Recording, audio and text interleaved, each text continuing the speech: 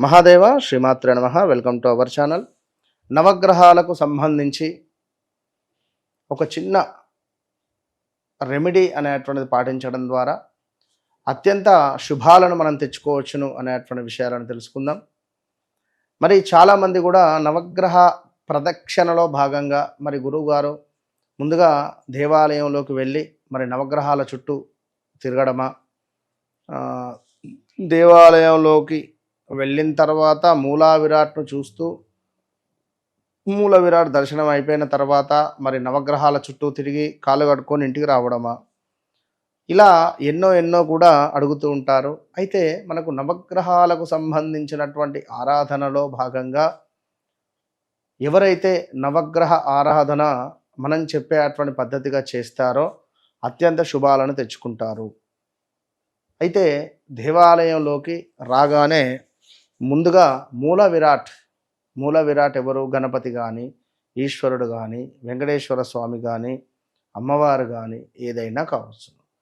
ముందుగా దేవాలయంలోకి ఎంటర్ కాగానే మూల విరాట్ ఎవరైతే ఉన్నారో వారికి నమస్కరించుకోవాలి. వారికి నమస్కరించుకున్న తర్వాత నవగ్రహాల వద్దకు సూర్యుడిని చూస్తూ రావాలి.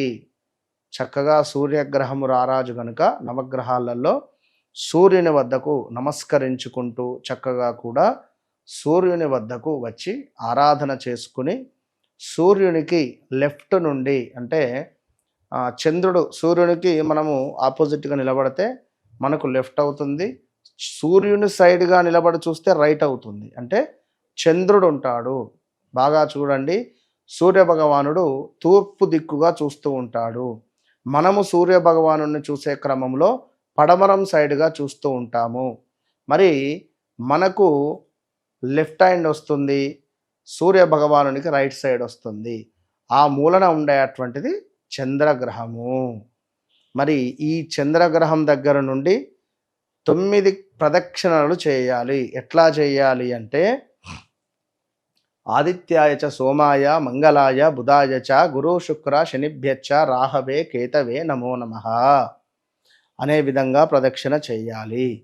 ప్రదక్షిణ ఎప్పుడైతే 9 మార్లు అయిపోతుందో మరలా అక్కడి నుండి రైట్ సైడ్కు, మనకు రైట్ సైడు, సూర్యునికి లెఫ్ట్ సైడ్ నుండి మరలా ఒక 2 ప్రదక్షిణాలు, అక్కడి నుండి మళ్ళీ 2 ప్రదక్షిణాలు తిరగాలి. రాహువుకు కేతువుకు ఇది అంకితము.